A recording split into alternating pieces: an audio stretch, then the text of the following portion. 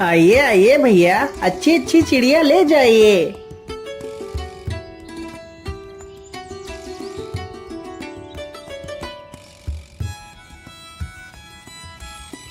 अरे भाई, ये कबूतर कितने पैसे में दे रहे हो?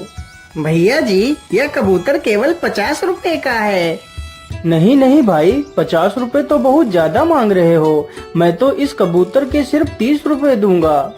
क्या करूं, वैसे भी अब जल्दी ही बाजार समाप्त होने वाला है और शाम भी होने वाली है। मैं ऐसा करता हूँ, जल्दी जल्दी से अपनी सारी चिड़िया बेच देता हूँ।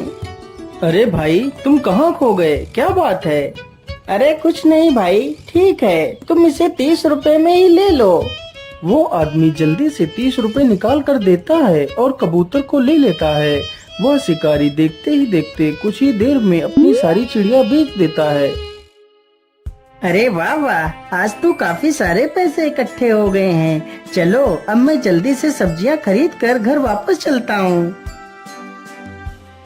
शिकारी जल्दी से कुछ सब्जियां खरीदता है और वहां से चला जाता है।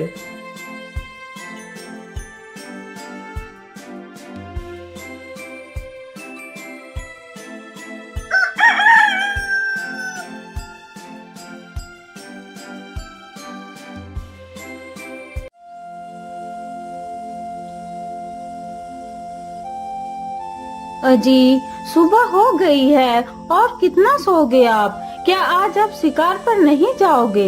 हाँ हाँ भाग्यवान, जाता हूँ, अभी जाता हूँ। शिकारी चुपचाप अपना जाल उठाता है और जंगल की तरफ निकल जाता है।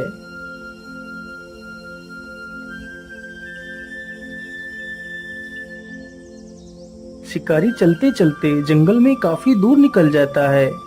हाँ हाँ, अब तो मैं काफी दूर जंगल में निकल आया हूँ। मैं ऐसा करता हूँ, इसी स्थान पर अपना जाल बिछा देता हूँ। यहाँ पर जरूर मुझे ढेर सारी चिड़िया मिलेंगी। इतना सोचकर शिकारी अपना जाल उसी स्थान पर बिछा देता है और पास में ही एक पेड़ के नीचे जाकर बैठ जाता है और सो जाता है। उसे सोते सोते काफी समय गुजर जाता है, तभी उसकी आंखें खुल जाती हैं। अरे बाप रे बाप, इतना समय हो गया और मैं सोता ही रहा। चलो जल्दी से मैं अपना जाल देखता हूँ, आखिर कितनी चिड़िया मेरे जाल में फंसी हैं। इतना सोचकर शिकारी अपने जाल के पास जाता है तो देखता है उसके जाल में एक भी चिड़िया नहीं फंसी है। अरे ये क्या हुआ, मेरे जाल में तो एक भी चिड़िया नहीं फंसी है। आखिर ऐसा कैसे हो सकता है? अब मैं क्या करूँगा, पैसे कहाँ से लाऊंगा? यदि पैसे नहीं मिलेंगे तो मैं अपना गुजारा कैसे करूँगा? चलो कोई बात नहीं, आज का गुजारा तो कल के बचे हुए पैसों से हो जाएगा। अब मुझे घर वापस चलना चाहिए।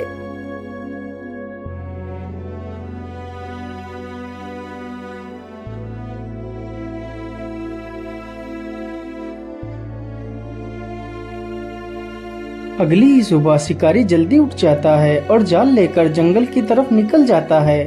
क्या करूं, कल तो मुझे खाली हाथ ही घर लौटना पड़ा था, लेकिन आज मुझे कुछ भी करके चिड़िया तो पकड़नी ही पड़ेंगी। लेकिन आज मैं ऐसा करता हूं, आज अपने जाल को किसी नए स्थान पर लगाता हूं। ये सब कुछ सोचते हुए शिकारी जंगल में एक नए स्थान पर पहुंचता है। हाँ हाँ, यही स्थान ठीक रहेगा। मैं यहीं पर अपना जाल बिछा देता हूँ। इतना सोचकर शिकारी फिर से अपना जाल बिछा देता है और पेड़ के नीचे जाकर बैठ जाता है। अरे नहीं नहीं, मैं इस बार नहीं सोऊंगा। इस बार मैं अपने जाल पर नजर रखूंगा, आखिर मेरे जाल में चिड़िया क्यों नहीं फंस रही हैं।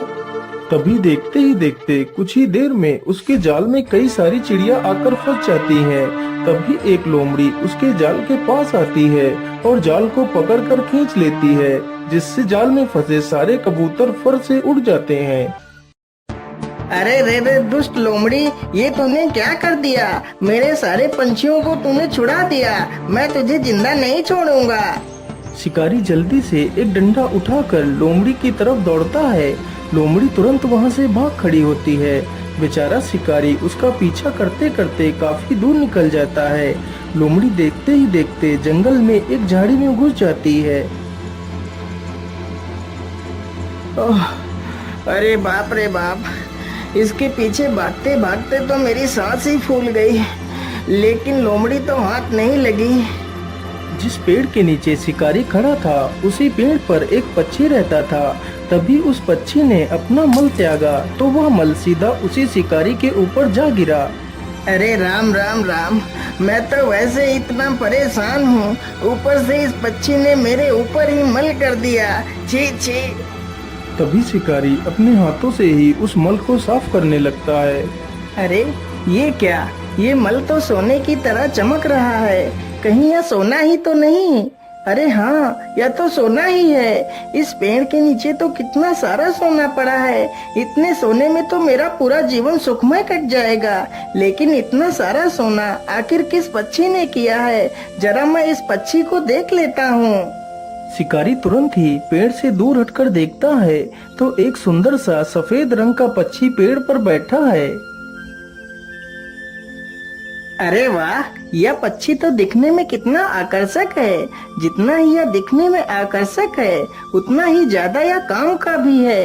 काश मैं इस पक्षी को पकड़ पाता तो मेरे पास इतना सारा सोना हो जाता कि मैं अपने पूरे राज्य में सबसे अमीर व्यक्ति बन जाता। इतना सोचकर शिकारी के मन में लालच आ जाता है और शिकारी जल्दी से उस सारे मल को इकट्ठा कर एक पोटली में बांध लेता है। मैं ऐसा करता हूँ, कल सुबह आकर अपना जाल इसी पेड़ के नीचे बिछा दूंगा और इस पक्षी को पकड़ लूंगा। इतना सोचकर शिकारी जल्दी से पोटली लेकर अपने जाल के पास जाता है और जाल लेकर अपने घर की ओर वापस चला जाता है।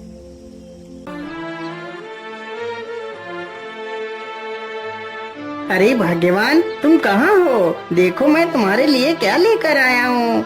अरे आप इतना शोर क्यों मचा रहे हो? आखिर ऐसा क्या लेकर आए हो आप? तभी शिकारी उस पोटली को खोल देता है। उसकी पत्नी पोटली में इतना सारा सोना देखकर हैरान रह जाती है। अरे इतना सारा सोना, लेकिन इतना सारा सोना तुम्हें कहाँ से मिला? फिर शिकारी अपनी पत्नी को सारी कहानी सुनाता है।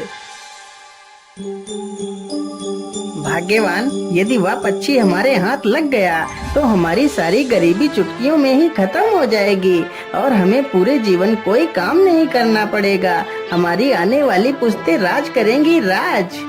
हाँ हाँ, लेकिन इस पक्षी को तुम पकड़ोगे कैसे? अरे भाग्यवान, एक शिकारी से तुम सवाल कर रही हो कि मैं उसे पकड़ूंगा कैसे? अरे जैसे मैं बाकी पक्षियों को पकड़ता हूँ वैसे ही उसे भी जाल बिछाकर ही पकड़ूंगा।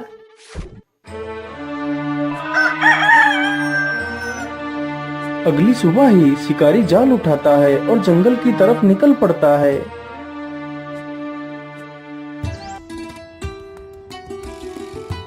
शिकारी चलते चलते उसी पेड़ के पास पहुंच जाता है जिस पेड़ पर वह पक्षी रहता था। चलो जल्दी से मैं अपना जाल बिछा देता हूँ और दूर झाड़ियों में जाकर छिप जाता हूँ। शिकारी जल्दी से अपना जाल पेड़ के नीचे बिछा देता है और दूर जाकर झाड़ियों में छिप जाता है। अरे ये क्या, आज तो मेरे पेड़ के नीचे इतने सारे अनाज के दाने बिखरे हुए पड़े हैं। मैं ऐसा करता हूँ, आज मैं इन्हीं दानों को खाकर अपनी भूख को शांत कर लेता हूँ। इतना सोचकर बेचारा पक्षी पेड़ के नीचे बिखरे दानों के पास जाता है। तभी वह उसी जाल में फंस जाता है। उधर घात लगाकर बैठा शिकारी जैसे ही देखता है कि पक्षी जाल में फंस गया है, तभी वह जल्दी से जाता है और पक्षी को पकड़ लेता है और उसे अपने घर ले जाता है।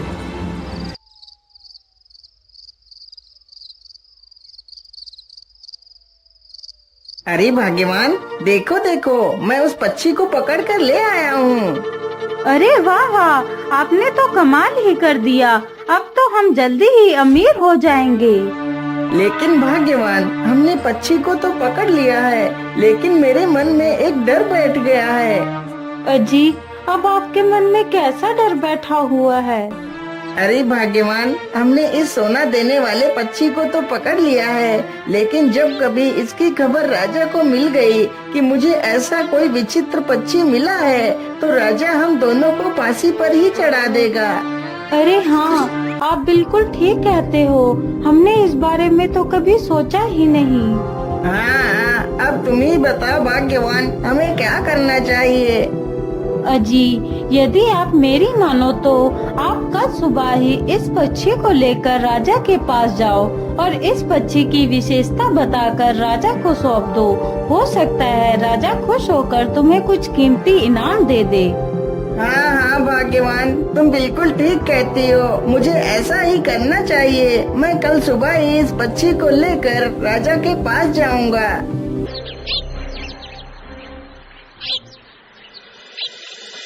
अगले ही दिन शिकारी उस पक्षी का पिंजरा उठाता है और उसे राजा के महल में लेकर पहुंच जाता है। महाराज, मेरा नाम चंपक लाल है और मैं एक बहेलिया हूँ। महाराज, मैं आपके लिए एक उपहार लेकर आया हूँ। उपहार?